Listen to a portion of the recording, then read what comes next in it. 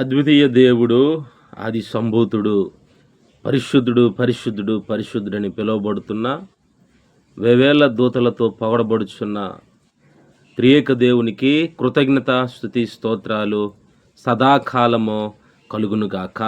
ఆమేన్. వీక్షిస్తున్నటువంటి నా ప్రియ మిత్రులు, శ్రోతలు, సహోదరులు, సంఘమంతటికి, అదేవిధంగా యూట్యూబ్ ఛానల్లో ఉన్నటువంటి వ్యూవర్స్కి, నా ప్రియ సంఘమునకు, మీ అందరికీ ప్రత్యేకమైనటువంటి కృతజ్ఞతలు దేవుని నామములో బహుగా మిమ్మల్ని దీవిస్తూ ఉన్నాను. ఆమేన్. ప్రియ దేవుని బిడ్డలారా, ఈరోజు దేవుడు మనతో మాట్లాడేటువంటి శ్రేష్టమైనటువంటి అంశము the life of A covenant, నిబంధన యొక్క జీవితము. చాలా నిబంధనలు భూమి మీద మానవుడు జరిగిస్తూ ఉంటాడు. అయితే నిజమైనటువంటి నిబంధన అనే ఈ మాట మొదటగా దేవాది దేవుడు ఆది కాండంలో 9వ అధ్యాయం మనము చూస్తూ ఉన్నాం. ఈ నిత్య నిబంధన కవెనెంట్, ఈ మాట చాలా గంభీరమైనటువంటిది, చాలా వాల్యూబుల్ వర్డ్, శ్రేష్టమైనటువంటి పదము నిబంధన. ప్రియ దేవుని సంగమా, ఈ భూమి మీద మానవులు చెడిపోయి ఉన్నారు, పాడైపోయి ఉన్నారు. భయంకరమైనటువంటి వారి తలంపులన్నీ, వారి ఉద్దేశాలు, ఊహలన్నీ కూడా అనేకమైనటువంటి ఇచ్చలకు వారు అప్పగించుకున్నప్పుడు నరుల యొక్క చెడుతనము భూమి మీద గొప్పదని, వారు తలంపులు అన్నీ కూడా ఎల్లప్పుడూ కేవలము చెడ్డవి, బాల్యము నుండి చెడ్డవని సృష్టికర్త అయిన తండ్రి మాట్లాడుతూ ఉన్నారు. దేవుని బిడ్డలారా, అటువంటి పరిస్థితుల్లో ఒక్కరు కూడా ఆయన్ని సంతోషపరిచే వ్యక్తి, ఒక్కరు కూడా ఆయన ఆనందపరిచేటువంటి సందర్భము మనకు కనిపించట్లేదు. ఆదాము మొదలుకొని ఒక విధంగా హేబేల్ అనేటువంటి రెండవ కుమారుడు ఆదాము అవ్వలకు పుట్టినటువంటి మరి కయ్యేను మొదటివాడు, రెండవవాడు హేబేలు మనకు తెలుసు. అయితే హేబేలు దేవుణ్ణి సంతోషపరిచారు, దేవుణ్ణి ఆనందపరిచే గొప్ప మంచి లక్షణాలు కలిగినటువంటి వ్యక్తి. ఆ తర్వాత ప్రియ దేవుని సంగమా, మనకి ఇంకా చాలా అద్భుతమైనటువంటి ఆ వంశావళుల్లో మనకు కనిపిస్తున్నటువంటి ఆత్మీయులు ఉన్నారు. హానోకు ఉన్నాడు. కానీ ఇక్కడ నోవాహుతోనే నిబంధనను దేవుడు తన మనసులో ఉన్న the word of a covenant was came from mouth of a God. దేవుని నుండి వచ్చినటువంటి ఈ యొక్క నిబంధన అనే మాట 66 పుస్తకాల్లో వివిధ స్థలాలలో వివిధ వ్యక్తులతో దేవుడు నిబంధన అనేటువంటి మాటను ప్రస్తావించినప్పుడు అది చాలా విలువైనటువంటిది. ప్రియ దేవుని బిడ్డలారా, అయితే నిబంధనను చేసుకొని ఉన్నాడు. ఎందుకు ఈ నిబంధన అంటే, నిజంగా ఆ వాడలో నుండి ఆ జలములు, ప్రచండమైనటువంటి జలములు, గంభీరమైనటువంటి 40 దినాలు కురిసే ఆ వాన భూమిపైన 150 దినములు నిలిచిపోయెను. అది తరువాత క్రమక్రమేణా తగ్గటం కొరకు ఈయన సూచనల నిమిత్తము ఆ పావురాలను విడిచిపెడుతూ ఉన్నాడు. తర్వాత ముందుగా ఆ కాకిని పంపించాడు. దేవుని బిడ్డలారా, పావురాన్ని తర్వాత 2 సార్లు పంపించి ఉన్నాడు. అయితే ఏదేమైనా నోవాహు ఆ చిట్కాలు, ఆ తొందరతనము కూడా, అంటే నేను ధ్యానిస్తున్నప్పుడు అంతా బయట ఏం జరుగుతుందో మనకు అవసరం లేదు. దేవుడు ఒక నియమాన్ని, ఒక నిబంధనను మనకు సిద్ధపరిచేటువంటి దేవుడు మనతో ఉన్నాడు. దానికి స్టీరింగ్ లేనటువంటి షిప్పు, కానీ దేవుడే స్టీరింగ్గా ఆ షిప్పుని నడిపిస్తున్నటువంటి గొప్ప అధికారి. ఈరోజు మన జీవితంలో స్టీరింగ్గా ఆయనకి, ఆ ప్లేస్లో ఆయన కూర్చోబెట్టి, ప్రభువా నా జీవితం అనే నావను నీవే స్టీర్ చేయి, నీవే డ్రైవ్ చేయి, నీవే లీడ్ చేయని మనం అప్పగించుకుంటే ఎంత పెద్ద ప్రచండమైనటువంటి వాయువులు వచ్చినా, గంభీరమైనటువంటి అలలు నీ మీదకి కొట్టబడుతున్నా నీ నావ ఏమీ అవ్వదు దేవుని బిడ్డలారా. ఎందుకంటే నువ్వు నిబంధన జీవితము కొనసాగుతూ ఉన్నటువంటి మన బ్రతుకుకు ఆయనే బాధ్యతనిచ్చే గొప్ప నాదుడు మనకున్నాడు. అయితే ఇక్కడ ఈ యొక్క నోవాహు కోసం ధ్యానిస్తున్నప్పుడు దేవుడు నిబంధన అనేటువంటి మాట దేవుని యొక్క లోపట ఉన్నది. కానీ ఆ విషయము ఇంకా లోపట నావ లోపట ఉన్నటువంటి నోవాహుకు ఇంకా తెలియదు. అలాగని నేను నోవాహుని తప్పు పట్టట్లేదు. ధ్యానంలో నాకు వచ్చిన ఆలోచనలు మీతో పంచుకుంటూ ఉన్నాను. లోపట సంతోషంగా తన భార్య, 3 కుమారులు, 3 కోడండ్రులతో, మిగిలిన అనేకమైన జంతువులతో నోవాహు సమృద్ధి అయినటువంటి ఆహారము లోపట దేవుడు ఎన్ని దినాలకు అవసరమో, ఎంతవరకు అవసరమో దేవునికి తెలుసు. అవన్నీ దేవుని బిడ్డలారా, బయట జరుగుతున్నటువంటి భయంకరమైనటువంటి ఆ ప్రవాహము, ఆ ప్రళయము నోవాహు జీవితాన్ని ఏమాత్రము కూడా భయపెట్టకుండా, బయట ఏం జరుగుతుందో తెలియనివ్వకుండా ఆ కిటికీని కూడా పైన పెట్టించాడు. అందుకే ద్వారములో ఉన్నటువంటి ఆ తలుపును మూసివేయించున్నాడు. అయితే బయట ఎప్పుడు నీరు తగ్గుతుందా, ఈ ఒక్కొక్క పావురాన్ని, కాకిని పంపించవలసినటువంటి ఆ యొక్క ప్రేరేపణ ఇది నోవాహుది తప్ప దేవుడైతే అక్కడ చెప్పలేదు. తరువాత కూడా ప్రియ దేవుని బిడ్డలారా, దేవుడే అక్కడ చెప్తూ ఉన్నాడు. ఇంకా అది ఆరారాతు పర్వతాల మీద ఆ నావ ఆగినప్పుడు ఇక బయటికి రమ్మని దేవుడే చెప్పినప్పుడే వారు వచ్చారు. ఈ చిట్కాలు చేస్తే దేవుడికి మనము చాలా చిట్కాలు చేస్తుంటామండి. మనం ఒకవైపు ప్రార్థన చేస్తూ ఉన్నా, ఆ నిత్య నిబంధనలో ఉంటూ ఉన్నా, ఒక దర్శనంలో ఉన్నా, మన సొంత ఆలోచనలు, సొంత ఉద్దేశాలు ఎప్పటికప్పుడు అవి ఈ మానవుడి యొక్క నైజం అంతే. అది కొన్నిసార్లు పర్వతాల మీదకి, కొండల మీద కూడా దేవుడు ప్రభువైన యేసుక్రీస్తు ఈ పేతురు, యాకోబు, యోహానులు తీసుకెళ్ళినా అక్కడ దర్శనాలని, ప్రత్యక్షతలు చూపిస్తూ ఉన్న పర్ణశాల కట్టేద్దాం అన్నటువంటి ఉద్దేశము ఈ పేతురు ఇచ్చే సలహాలు, ఇలా తొందరపాటు గుణాలు మనవి. దేవుడు ఆయన తలంపులు వేరు, ఆయన ఆలోచనలు వేరు. దేవుని బిడ్డలారా, మనకి ఉన్న తొందర మనకు అర్థమవుతుంటుంది. కానీ దానికి ముందే తలంపు పుట్టక మునిపే దేవుడు ఎరిగి ఉన్నాడు.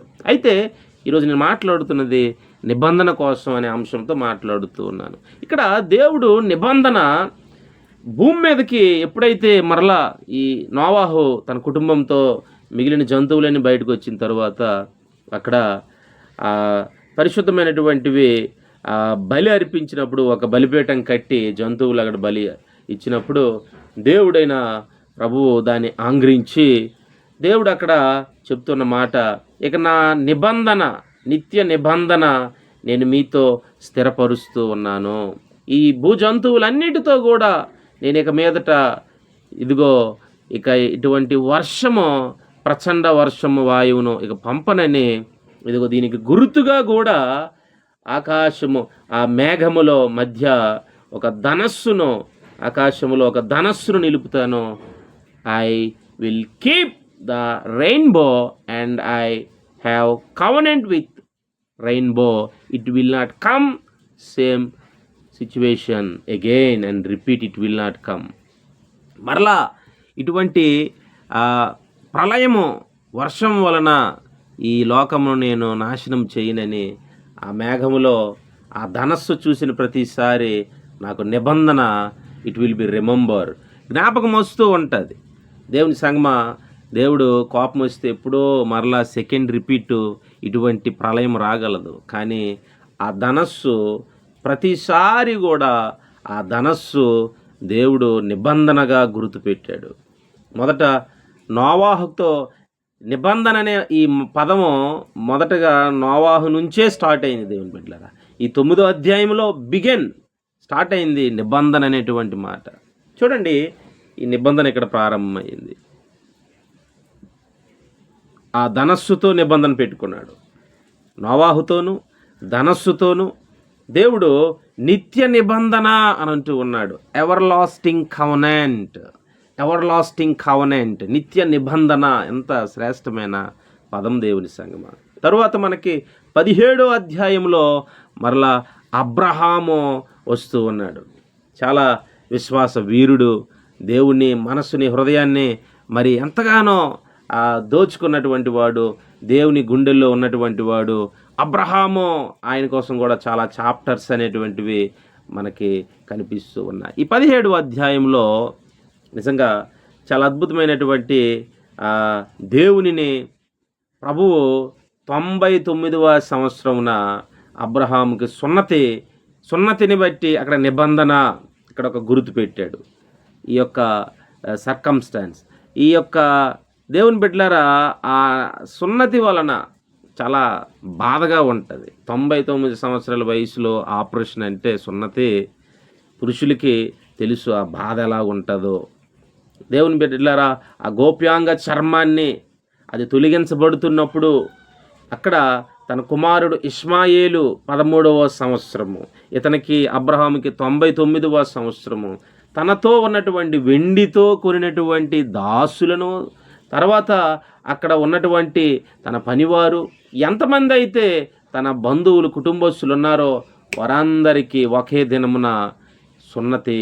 ఆ 17వ అధ్యాయంలో అక్కడ కూడా నిత్య నిబంధన ప్రారంభమై ఉన్నది. దేవుని బిడ్డలారా, ధనస్సుతో నిబంధన, నోవాహుతో నిబంధన.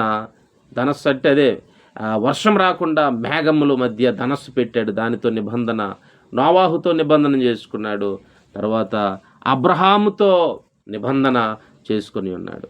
నిజంగా ఈ నిబంధనలో ఒకసారి చేసుకున్నామంటే దానికి కట్టుబడి ఉండాలి. అది ఒక అద్భుతమైనటువంటి బాండింగ్ అండి. ఆ బంధం అనేటువంటిది మనకు తెలియపరుస్తూ ఉన్నది. అయితే ఈరోజు చాలా నిబంధనలు ఉన్నాయి, కానీ నేను దేవుడి నిబంధన కోసమే మాట్లాడుతున్నాను. వ్యర్థమైన బయట ఉన్న నిబంధనలు దానికోసం సమయం లేదు. జీవం కలిగినటువంటి దేవుడు మరి ఈ క్రొత్త నిబంధన కాలంలో మనతో కూడా నిబంధన జనులు అంటాడు. క్రొత్త నిబంధన, new covenant, everlasting covenant of a rainbow, covenant of a Noah, but today we have new covenant. క్రొత్త నిబంధన ప్రభు రక్తములో, యేసయ్య రక్తములో మనకి నిబంధన చేశాడు. ఈ నిబంధన ఇంకా ఎలా ఉంటుంది, ఎంత అద్భుతమైనటువంటిది. ఆ ధనస్సు ఎప్పుడో వర్షాలు, మేఘాలు, పరిస్థితులు మారుతున్నప్పుడు అది ఎంటర్ అవుతుంది.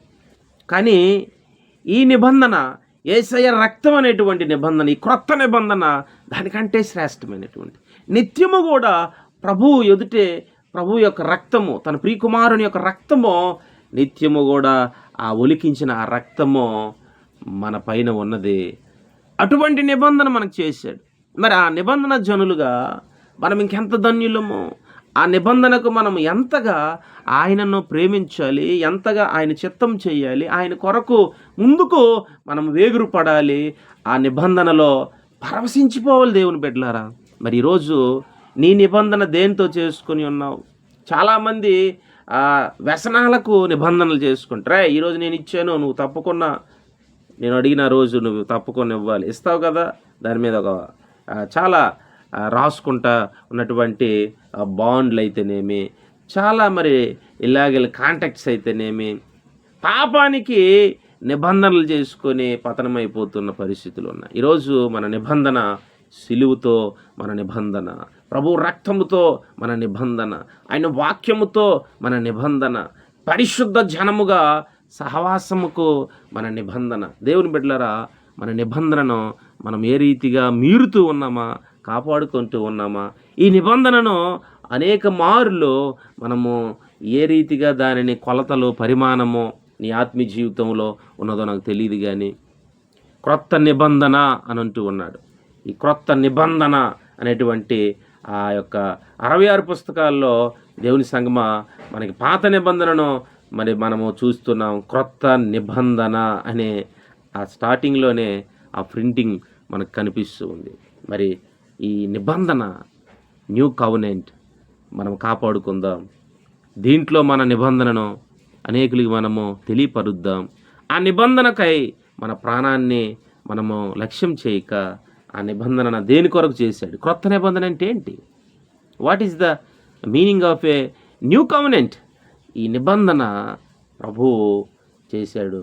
ఆ నిబంధనలో మనము నిత్యము మనము ఆత్మవశులై దాని కొరకు మనము ముందుకు కొనసాగాలని ప్రభు ఆశపడుతూ ఉన్నాడు. ఆ క్రొత్త నిబంధన మన జీవితాంతము ఏలుబడి చేసి నడిపించునుగాక. ఆమేన్.